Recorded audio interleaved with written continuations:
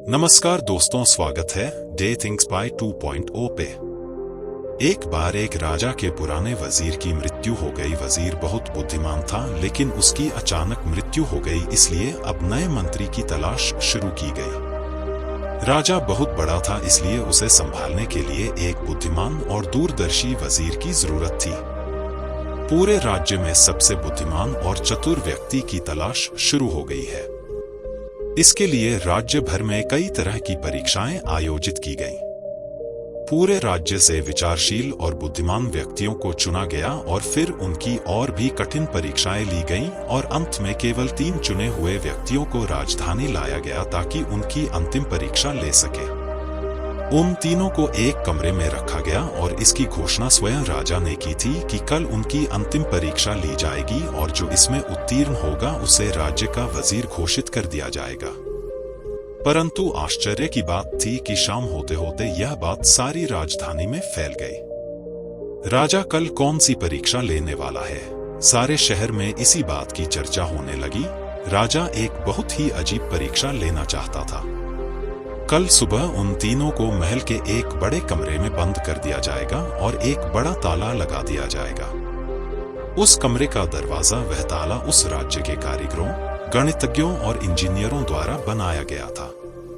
उस ताले पर कोई चाबी नहीं थी, केवल कानून पर गणित के कुछ अंक लिखे हुए थे और उन अंकों में कोई पहेली छिपी हुई थी। जो उस पहेली को हल कर लेगा वही उस ताले को खोल पाएगा। धीरे धीरे यह बात उन तीनों तक पहुंच गई कि कल उन तीनों को एक कमरे में बंद कर दिया जाएगा और वहां ताला लगा दिया जाएगा। इसकी कोई चाबी नहीं है, बस उस ताले पर गणित के कुछ नंबर खुदे हुए हैं जिसमें एक पहेली छिपी हुई है।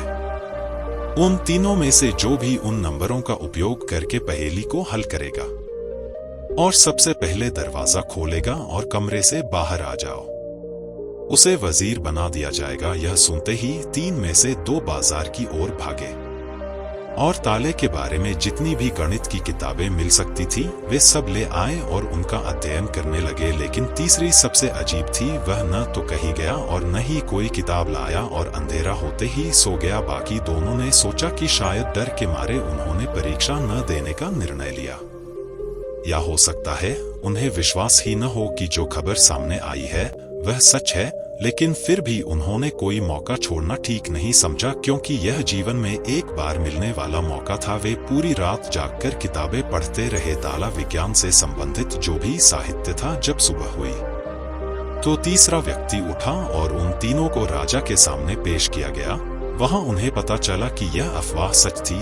उन तीनों को एक बड़े कमरे के अंदर बंद कर दिया गया था जिसके बाहर ताला लगा हुआ था, कुछ गणितीय अंकों के साथ अंकित। आप तीनों में से जो भी इन अंकों में छुपी पहेली को सुलझा लेगा वह दरवाजा खोल सकेगा, और जो दरवाजा खोलकर पहले मेरे पास आएगा मैं उसे अपना वजीर बना लूंगा। मैं बाहर आप तीनों का इंतजार करूंगा। इतना कहकर बादशाह चला गया। वे दोनों व्यक्ति जिन्होंने पूरी रात पढ़ाई की थी कुछ किताबें लाए थे। दरवाजा बंद होते ही उसने अपने कपड़ों में छुपी हुई उन किताबों को बाहर निकाला और ताले पर लिखे नंबरों को एक कागज के टुकड़े पर लिखकर उनका हल ढूंढने लगा।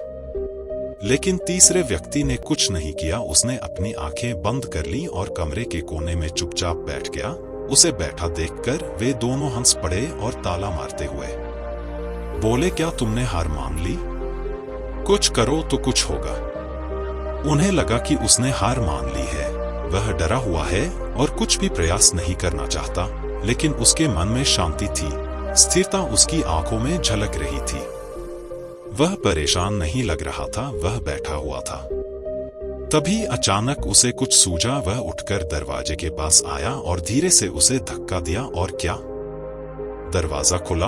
वह कमरे से बाहर चला गया, लेकिन दोनों आदमी अपनी किताबों में खोए हुए थे।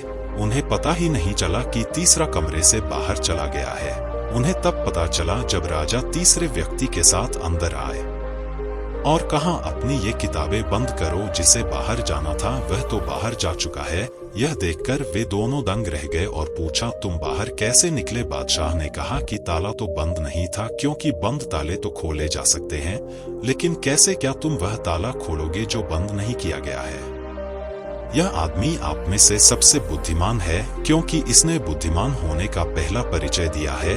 ताले पर लिखे नंबरों को हल करने से पहले यह पता लगाने की कोशिश करता है कि ताला बंद है या नहीं। एक आदमी वास्तव में होशियार है जो किसी भी समस्या को हल करने से पहले यह जांचता है कि जो वह हल करने जा रहा है वह वास्तव में समस्या है या नहीं। तो यह आदमी हमारे राज्य का सबसे चतुर व्यक्ति है। हम इसे अपना वजीर नियुक्त करते हैं। तो दोस्तों, इस कहानी से यही सीखने वाली बात है कि जब भी हमें लगे कि हमारे सामने कोई बड़ी समस्या है तो घबराकर उस समस्या का समाधान ढूंढने की बजाय हमें शांति से सोचना चाहिए कि जो मैं समझ रहा हूँ वह वास्तव में समस्या है या नहीं, या वास्तविक समस्या कुछ और है जो मैं अभी नहीं देख पा रहा हूँ। ऐसे ही मोटिवेशन वीडियो को देखने के लिए चैनल को सब्सक्राइब करें।